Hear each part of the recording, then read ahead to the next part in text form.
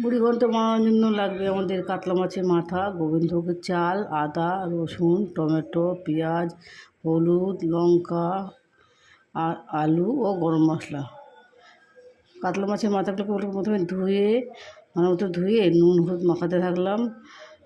মাখাতে একটু পাশে কড়াইতে একটু তেল বসিয়ে দিলাম। যত ভালো করে মাখানো হবে ভালো নুনটা ঢুকবে, মাছের মাথার মধ্যে নুনটা ভালো করে ঢুকবে। তেল বসিয়ে দিয়ে কড়াতে তেলটাকে গরম করতে দেবো। এবার তেলটা গরম হয়ে আসলে মাছের মাথাগুলোকে ছেড়ে দিলাম। ভালো মতো কড়কড়া করে মাছের মাথাগুলোকে নেড়ে ছেড়ে ভালো মতো ভাজতে থাকবো। এই মাছের মাথা ভালো করে কড়া করে ভাজলে মাছের গন্ধটা আস্তে গন্ধটা চলে যাবে।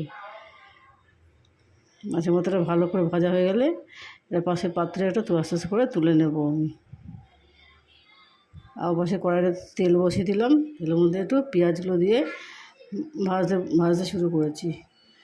পেঁয়াজগুলোকে ভালো করে ভাজা হয়ে গেলে তুলে নেব। ভালো করে নিয়েছি, পেঁয়াজটা ভালো করে একটু লাল লাল করে একটু ভাজা হয়, খুন্তিটাকে নাড়িয়ে নেড়ে ভাজা।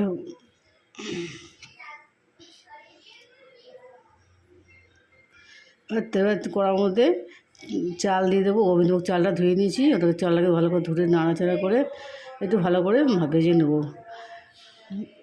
নাড়িয়ে চাড়িয়ে ভালো মতো নিয়ে পাশে একটা পাত্রে নিয়ে নেবো। ওই চালগুলোকে এবার তুলে নেবো, আস্তে আস্তে করে তুলে নেবো। সব ভাগ ভাগ করে করতে হবে। পেঁয়াজটা তুলে নিয়েছি আগে, এবার চালটাকে তুলে নিয়েছি। এবার আবার কড়াই থেকে একটু পরে তেল দেবো। চালগুলো তোলা হয়ে গেলে আবার তেল দিয়ে দেবো।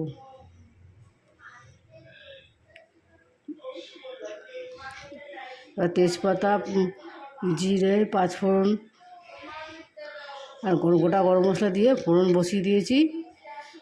ফোড়ন বসাতে পরে এবার বাটা মশলা তৈরি করেছিলাম, আদা বাটা, রসুন বাটা সব তৈরি করে রেখেছিলাম। আলুটা একটু মুড়ো করে কেটে রেখেছিলাম, আলুটাকে ভাজতে বসিয়ে দিয়েছি। আলুটা ভালো মতো একটু লাল লাল করে ভাজতে হবে।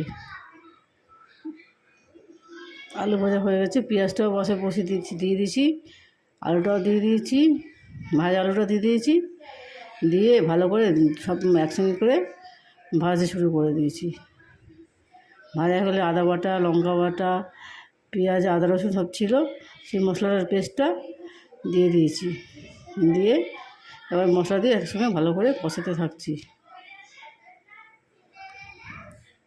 ভালো করে যেন কষানো হয়ে যায়, গন্ধটা একটু মশলা ছেড়ে আসলে, তেল থেকে মশলাটা ছেড়ে আসলে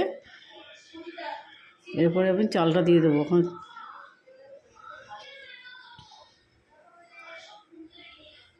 ভালো করে মশলাটা মাখা মাখা হয়ে যায়, তেলে কাঁচা তেলে গন্ধটা বেরিয়ে যাবে, কাঁচা মশলা গন্ধটা বেরিয়ে যাবে। এবার ভাজা চালগুলোকে দিয়ে দিলাম।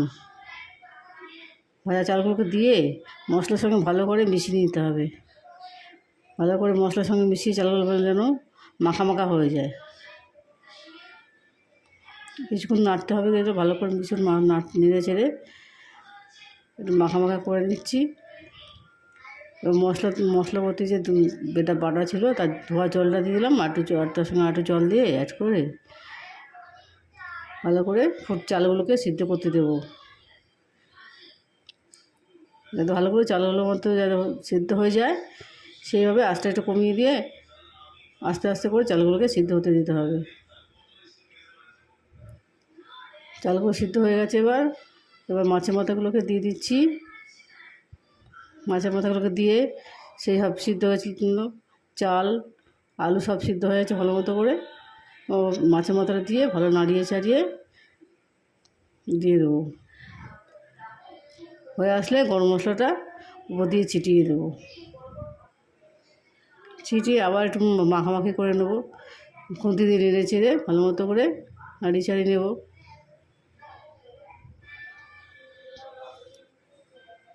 মাছের মাথাটা একটু নরম হয়ে আসবে, এর মধ্যে মুড়ি ঘন্টের সঙ্গে একটু গলে আসবে মাছের মাথাটা। এবার হয়ে এসছে। এবার সবার শেষে একটু পরিমাণ মতো নুনটা দিয়ে দেবো। যে যেমন নুন খায় সেরকম করে নুন দিয়ে দিতে হবে। নুনটা দিয়ে নেড়ে চেড়ে ভালো করে মাখা মাখা করে দেবো। ঝোলটা একটু মাখা মাখা রাখতে হবে, একদম জল জল করে হলে হবে না, মুড়িঘণ্টটা একটু গায়ে গায়ে থাকে। রেডি হয়ে গেছে আমার মাছের মাথার মুড়িঘণ্ট।